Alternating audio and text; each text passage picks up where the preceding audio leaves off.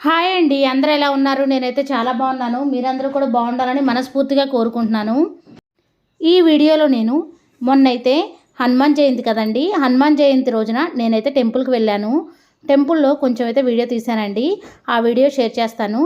అలానే mango juice ఇంట్లోనే ఈజీగా ఏ విధంగా ప్రిపేర్ చేసుకోవచ్చో కూడా ఈ వీడియోలో షేర్ చేస్తానండి. మనం మామిడికాయ జ్యూస్ ప్రిపేర్ చేసుకోవడానికి పండుగా ఉన్న మామిడికాయలను తీసుకోవాలండి. మామిడికాయల్లో కూడా పురుగులు ఉంటాయి, చూసి తీసుకోవాలండి. ముందైతే పీల్ తీసుకున్నాను. ఇక్కడ నేనైతే 3 మామిడికాయలు అయితే తీసుకున్నానండి. ముందైతే శుభ్రంగా కడిగి పీల్ అయితే తీసుకున్నాను. ఆ తర్వాత చిన్న చిన్న ముక్కలుగా కట్ చేసుకున్నానండి. జ్యూస్కి అయితే బాగా పండిన మామిడికాయలు అయితేనే టేస్ట్ బాగుంటుంది. పచ్చిగా ఉంటే అంత తీపి ఉండదు కాబట్టి టేస్ట్ బాగోదు. పండిన మామిడికాయలు అయితేనే టేస్ట్ బాగుంటుంది. ముక్కలుగా కట్ చేసి మిక్సీ జార్లో అయితే వేసుకున్నానండి. ఆ తర్వాత అయితే మామిడికాయ స్వీట్ని బట్టి పంచదార కానీ హనీ కానీ వేసుకోవచ్చండి. మీకు ఎంత పంచదార కావాలంటే అంత పంచదార అయితే వేసుకోవచ్చు. జ్యూస్ ప్రిపేర్ చేయడానికైతే కావాల్సిన పదార్థాలు 3 అండి. మామిడికాయ ముక్కలు, పంచదార, కూలింగ్ వాటర్ అండి. కొంతమంది అయితే పాలు కూడా పోసుకుంటారు. కాచి చల్లార్చిన పాలు పోసుకుంటే టేస్ట్ అయితే చాలా బాగుంటుందండి. అందులో కొంచెం ఐస్ క్రీమ్ వేసుకున్నా ఇంకా బాగుంటుంది. నేనైతే వాటర్తోనే ప్రిపేర్ చేస్తున్నానండి. ముందైతే మామిడికాయ ముక్కలను మిక్సీ జార్లోకి తీసుకున్నాను. ఆ తర్వాత అయితే తగినంత షుగర్ అయితే వేసుకున్నానండి. కొంచెం వాటర్ వేసి మిక్సీ అయితే పట్టేస్తున్నానండి. మెత్తని పేస్ట్ లాగా పట్టుకోవాలి. టేస్ట్ అయితే చాలా బాగుంటుందండి. పిల్లలు కూడా ఇష్టంగా తాగుతారు. మీరు స్పూన్తో తినాలి అంటే కొంచెం వాటర్ తక్కువగా పోసుకోండి. లేదు జ్యూస్ లాగా మొత్తం అంతా తాగేయాలి అనుకుంటే వాటర్ ఎక్కువగా పోసుకోండి. వాటర్ ఎక్కువగా పోయడం వల్ల టేస్ట్ చేంజ్ అవుతుంది కదండి. వాటర్ తక్కువగా పోస్తే టేస్ట్ బాగుంటుంది. నేనైతే కొద్దిగానే వాటర్ పోసానండి. స్పూన్తో అయినా తినేయచ్చు లేదా తాగేయచ్చు అండి. చూసారా, ఇక్కడ మ్యాంగో జ్యూస్ అయితే ప్రిపేర్ అయిపోయింది. మ్యాంగో జ్యూస్ ఈ విధంగా ప్రిపేర్ చేసి ఇచ్చారంటే మీ పిల్లలు 2 గ్లాసులు అయినా తాగేస్తారండి. పిల్లలకి ఏ సీజన్లో వచ్చే ఫ్రూట్స్ ఆ సీజన్లో పెట్టాలి కదా. పిల్లలు జ్యూస్ తాగితే మామూలుగా కాయ తినమంటే ఒక 2 ముక్కలు తిని బద్దకిస్తారు కదా, మేము తినము మాకు వద్దంటారు. ఇలా జ్యూస్ చేసి ఇచ్చారనుకోండి 2 గ్లాసులైనా తాగేస్తారండి. నేను చేసిన జ్యూస్ అయితే ఈ విధంగా ఉంది. మీకు మరీ పలచగా ఉండాలి అంటే వాటర్ ఎక్కువగా కలుపుకోండి. చిక్కగా ఉండాలి అంటే వాటర్ తక్కువగా కలుపుకోండి. వాటర్ నచ్చకపోతే పాలైనా మిక్స్ చేసుకోవచ్చండి. చూసారా ఎంత బాగుందో. టేస్ట్ అయితే సూపర్ ఉందండి.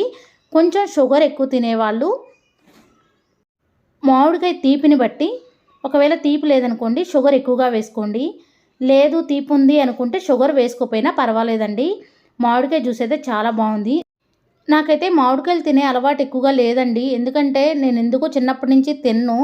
అయితే ఈసారి అయితే జ్యూస్ చేశాను కదా, నేను ఈ బౌల్లో అయితే పెట్టుకొని స్పూన్తో అయితే తిన్నానండి. టేస్ట్ అయితే చాలా బాగుంది. హనుమాన్ జయంతి రోజైతే నేనైతే సింపుల్గా ఈ విధంగా పూజ అయితే చేసుకున్నానండి. మట్టి ప్రమిదలో దీపారాధన చేశాను. ఉసిరి దీపాల్లో కూడా దీపారాధన చేశానండి. ఒక రాగి గ్లాసులో వాటర్ పెట్టుకున్నాను. స్వామివారి దగ్గర అయితే తమలపాకులు పెట్టానండి. స్వామి అమ్మవార్ల దగ్గర అయితే నిండుగా పసుపు కుంకుమలు పెట్టుకున్నామండి. ఎప్పుడైనా సరే స్వామి అమ్మవార్ల దగ్గర నిండుగా పసుపు కుంకుమ పెట్టుకుంటే మనం నిండు నూరేళ్ళు కూడా సౌభాగ్యంతో ఉంటామని చెప్తారండి. నాకు ఉదయం వేళలో పూజ చేసుకోవడం వీలు కాలేదండి. నేనైతే సాయంత్రం వేళలో తలస్నానం చేసి పూజ అయితే చేసుకొని ఆంజనేయ స్వామి దేవాలయానికి అయితే వెళ్ళానండి.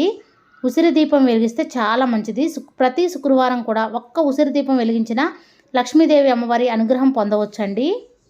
నేను పూజ చేసుకున్నప్పుడు రాముల వారి పాట అయితే పాడుకుంటూ పూజ చేసుకున్నానండి. అందరి బంధువయ్యా భద్రాచల రామయ్యా, ఆదుకునే ప్రభువయ్యా మా అయోధ్య రామయ్యా, చేయూతనిచ్చేవాడయ్యా మా సీతారామయ్యా, కోర్కెలు తీర్చేవాడయ్యా కోదండ రామయ్యా, అందరి బంధువయ్యా భద్రాచల రామయ్యా, ఆదుగునే ప్రభువయ్యా మా అయోధ్య రామయ్యా.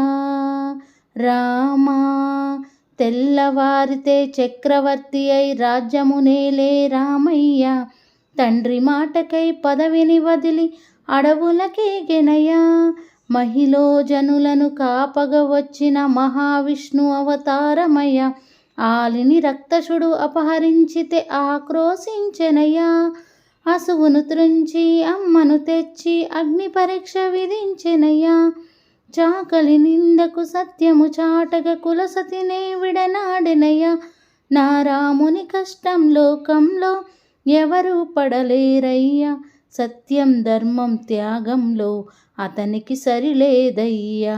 కరుణా హృదయుడు శరణుని వాడికి అభయము సగునయ్యా. అందరి బంధువయ్యా భద్రాచల రామయ్య, ఆదుకునే ప్రభువయ్య మా అయోధ్య రామయ్య. భద్రాచలము పుణ్యక్షేత్రము అంతా రామమయం. భద్రుడు భద్రుని కొండగా మార్చి కొలువై ఉన్న స్థలం. పరమ భక్తితో రామదాసు ఈ ఆలయమును కట్టించెనయ్యా. సీతారామ లక్ష్మణులకు ఆభరణములే చేయించెనయ్యా. పంచవటిని జానకి రాముల పర్ణశాలదిగో. రామభక్తితో నదిగా మారిన శబరి ఇదేనయ్యా. రామపాదములు నిత్యం కడిగే ఓ రామయ్య. ఈ క్షేత్రం తీర్థం దర్శించిన జన్మధన్యమయ్యా. అందరి బంధువయ్యా భద్రాచల రామయ్య, ఆదుకునే ప్రభువయ్య మా అయోధ్య రామయ్య. రామా